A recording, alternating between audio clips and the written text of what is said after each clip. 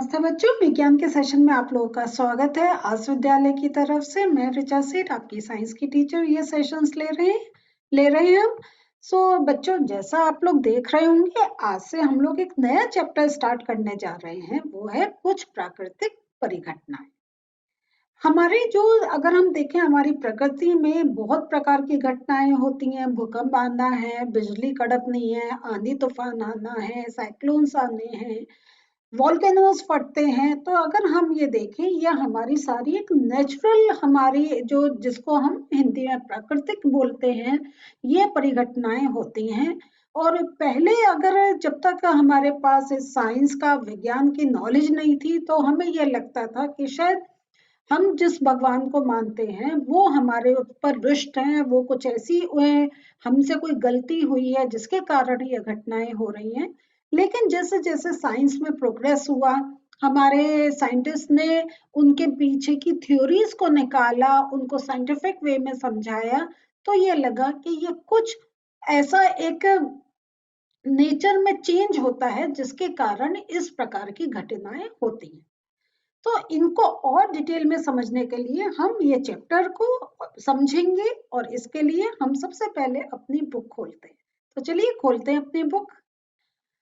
बच्चों, आप लोगों के पास आपकी बुक है। जैसा आप जानते हैं कि हर सेशन में आपके पास ये आपकी बुक और एक नोट कॉपी होनी चाहिए, क्योंकि हम हमारा सेशन के बाद आपको उससे रिलेटेड जो इम्पोर्टेंट पॉइंट्स हैं, नोट्स के रूप में आपको बताते हैं।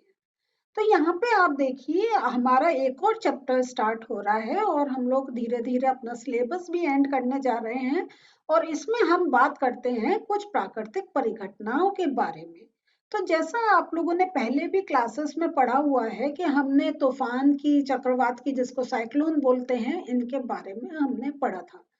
और ये भी हमने देखा था कि ये जब एक जो नेचुरल ये इस टाइप की जो घटनाएं होती हैं, तूफान की या आपकी साइक्लोन्स की या हरिकेन्स की, ये जो आपकी घटनाएं होती हैं, इससे हमारी एक कहें लाइफ को भी बहुत हानि होती है। और जो हमारा जो संपत्ति है, हमारे घर बेकार हो जाते हैं, हमारी गाड़ियां खराब हो जाती हैं, वो पानी में बह जाती हैं या हवा से उड़ के कहीं टकरा जाती हैं, नुकसान होता है। तो विभिन्न प्रकार से एक वो अगर हम लोगों ने पहले से प्रिकॉशंस नहीं ली हैं, तो हम एक कहते हैं ना, जान माल की बहुत हानि होती है। हमारे अगर मवेशी हैं, हमारे पशु पक्षी हैं, उनको भी एक ये सब का सामना करना पड़ता है। और कितने का एक अपनी उनकी क्या बह जाते हैं, तो वो खत्म हो जाते हैं, तो हमारा नुकसान बहुत होता है। तो यहाँ पे हम ये देखते हैं कि अगर हमें जैसे जैसे हमारी साइंस में प्रोग्रेस हुई है, तो आप देखते होंगे कि अगर इस टाइप का बहुत तगड़ा तूफान आना है, कुछ ऐसा एक होना है, तो हमें पहले से एक गवर्नमेंट की तरफ से, सरकार की तरफ से नोटिफिकेशन मिल जाता है। तो जैसे तटीय क्षेत्रों में जाने से मना करा जाता है, और आपसे कहा जाता है कि आप थोड़े समय के लिए अपने घर से जो आपकी मूल्यवान संपत्ति है, उसको आप अपने साथ लेकर कहीं और किसी स्थान पर एक चले जाएं। और अगर हम घर में भी रह रहे हैं, तो काफी सामान हम एक हाइट पर रख देते हैं कि हमारे घर के अंदर नुकसान कम हो। तो ये जो हम इन सबको एक पहले इनके बारे में पढ़ चुके हैं, और अगर हम न्यूज़ देखते हैं, न्यूज़पेपर पढ़ते हैं, उससे भी हमें इनके बारे में बहुत जानकारी मिलती रहती है। तो हमारा ये जो चैप्टर है, तो इसमें हम जो मेन जो फोकस कर रहे हैं, वो है तड़ित और तथा भूकंप के बारे में। यहाँ पे जो तड़ित है, तड़ित का अर्थ है जो आकाश में बिजली चमकती है। और ये जो बिजली चमकती है, इसको हम लोग एक देखने में ये आता है कि वो बिजली कभी-कभी धरती पर भी गिर जाती है। और वो जो बिजली जो धरती पर गिरती है, उससे भी बहुत हानि होती है। इसको और हम डिटेल में, आज इसको और डिटेल में समझने जा रहे हैं कि और इसमें ये देखेंगे कि इनसे जो विनाशों को कम करने के उपायों पर भी इसमें हम चर्चा करने जा रहे हैं कि अगर हमें मालूम है, तो किस प्रकार हम अपना या अपने घर का, अपने परिवार का, अपने आसपास का हम एक बचाव कर सकते हैं। तो ये अगर तड़ित की बात करें तो तड़ित क्या अगर कहें तो एक इलेक्ट्रिक करंट, ठीक है। तो ये जो है, ये अगर हम तड़ित को देखें, तड़ित इसको हम एक चिंगारी के रूप में भी समझ सकते हैं, जो चिंगारी उठती है। तो जो आपने देखा होगा कि अगर विद्युत के तार ढीले हैं तो आप उसमें से चिंगारियां उड़ती हुई देखते होंगे। अगर प्रॉपर टाइट है तो आपका, अगर प्रॉपर कनेक्शन में है, आपको कोई चिंगारी देखने को नहीं मिलेगी। लेकिन कहीं उनके कनेक्शन में कहीं कुछ एक जो एक जिस फॉर्म में होना चाहिए उसमें अगर कुछ इधर उधर कोई हमने गलत काम करा है तो चिंगारी उठती है। जैसे आप प्लग, अगर आपका सारा सब कुछ है, सब सूखा हुआ है, आपके कनेक्शंस पूरे हैं, आप जब अपना सॉकेट लगाते हैं वो ठीक रहता है। लेकिन अगर आपका पानी का हाथ लगा है या आपके कनेक्शन में कोई ढीला तार है तो आप देखेंगे एकदम चिंगारी उठती है, आपका हाथ अपने आप ही एक रिफ्लेक्स एक्शन की वजह से पीछे हो जाता है। तो यहाँ पे ये जो हम देखते हैं, ये जो चिंगारियां तारों के बीच में उठने का है, ये हम उस जब हवा बहुत तेज चल रही होती है तब हम ये देखते हैं कि उस समय काफी हमें ये पोल्स पर भी चिंगारियां उठती हुई दिखाई देती हैं। और जैसा मैंने आपको सॉकेट का बताया था, आप इस समय भी देखेंगे कि आपको एक चिंगारी सी देखने को मिलेगी। तो प्राचीन काल में क्या था कि लोग ये सोचते थे कि ये जो नेचुरल हम जो एक चिंगारियां उठती हुई देख रहे हैं, तो और ये जो चिंगारी की अगर हम बात करें तो जैसे बारिश आने से पहले बादल गरजते हैं और हम कहते हैं बिजली चमक रही है। बिजली चमकने का अर्थ वही हुआ कि हमें आकाश में चिंगारियां देखने को मिल रही हैं। यहाँ पे जब साइंस का एक प्रॉपर डेवलपमेंट नहीं हुआ था तो क्या था कि ये लोग प्राचीन काल में लोग इससे बहुत डरते थे। और वो जैसा मैंने आपको पहले भी बताया था कि वो ये सोचते थे कि भगवान हम पर क्रोध कर रहे हैं। मीन्स जो एक सुपर पावर है वो हम पर कोई एक क्रोध कर रही है और हमें डरा रही है, और हमें इससे डरना चाहिए, और हमें जो हम सोचते हैं यह काम इस कारण हुआ उस कार्य को रोक देना चाहिए। तो यहाँ पे देखते हैं, आप देखेंगे कि वास्तव में हम ये जानते हैं कि बादलों में आवेश के एकत्रित होने से तड़ित पैदा होती है। तो ये जरा मार्क कर लीजिए पहले। जब इसके ऊपर एक्सपेरिमेंट्स हुए, उसको समझने की कोशिश करी, तो ये देखा कि बादलों में क्या है, एक आवेश होता है, और जब जहां आवेश होगा वहां क्या हमें ये एक तड़ित देखने को मिलती है।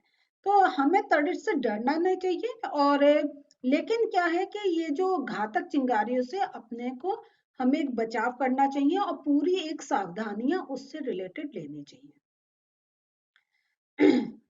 चिंगारियों के विषय में क्या था, यूनानी लोग जानते थे, और 600 ईसा पूर्व 600 वर्ष ईसा पूर्व से पहले 600 वर्ष में प्राचीन यूनानी ये जानते थे कि जब एक एम्बर, एक प्रकार की राल होती है, उसको जब हम फर्श से रगड़ते हैं तो क्या होता है, तो बालों जैसी हल्की वस्तुओं को वो आकर्षित कर लेता है। मीन्स जब हम एक टाइप की राल को जब हम एक फर से रगड़ते हैं और फिर जब हम उसको बालों के पास लाते हैं, जो बहुत एक टाइनी, कहीं बाल कितने महीन होते हैं, तो वो उन्होंने देखा था कि बाल उसकी तरफ आकर्षित होते हैं।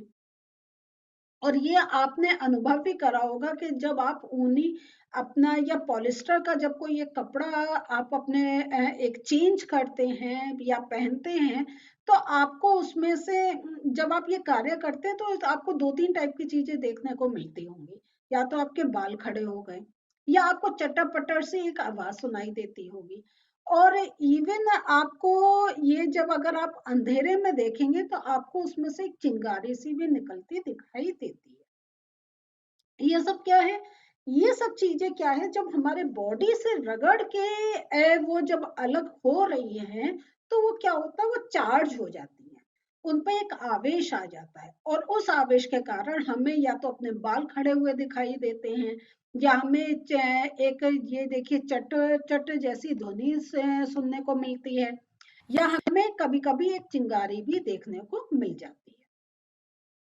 1752 में अमेरिका के वैज्ञानिक एक थे बेंजामिन फ्रैंकलिन, और उन्होंने ये बताया कि तड़ित जो है आपके वस्त्रों में उत्पन्न चिंगारी वास्तव में एक ही परिघटना है।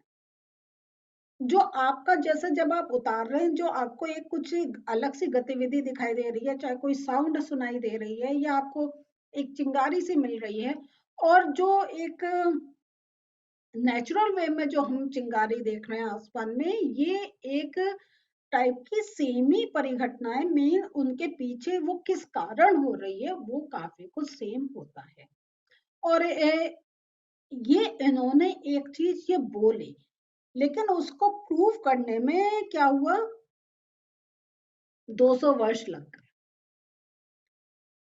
क्योंकि धीरे धीरे हम, अगर आप जितने भी अपने साइंटिस्ट के बारे में पढ़ेंगे कि कैसे उनकी रिसर्च हुई, कैसे उनकी डिस्कवरी हुई, आप हमेशा ये देखेंगे कि वो एक चीज को देखकर बोल तो देते थे, लेकिन प्रूफ करने में बहुत टाइम लगता है, क्योंकि ये ऐसी जब नेचुरल परिघटनाएं हैं तो उनको देखना, उनको ऑब्जर्व करना, उनके बारे में एनालाइज करना, फिर रिजल्ट निकालना, तो उसमें काफी एक टाइम लगता है। तो यही लिखा है कि 200 वर्ष लगे, ये बहुत बड़ी एक बात है, लेकिन ये चीज प्रूव हो गई है। तो जैसा मैंने आपको कहा था कि हमें किसी चीज का प्रूफ देने में कभी कभी जो नेचुरल होता है उसमें थोड़ा टाइम लगता है। तो अब हम विद्युत आवेशों के कुछ गुणों का अध्ययन करेंगे, और ये भी हम देखेंगे कि आकाश में तड़ित से किस प्रकार संबंधित है।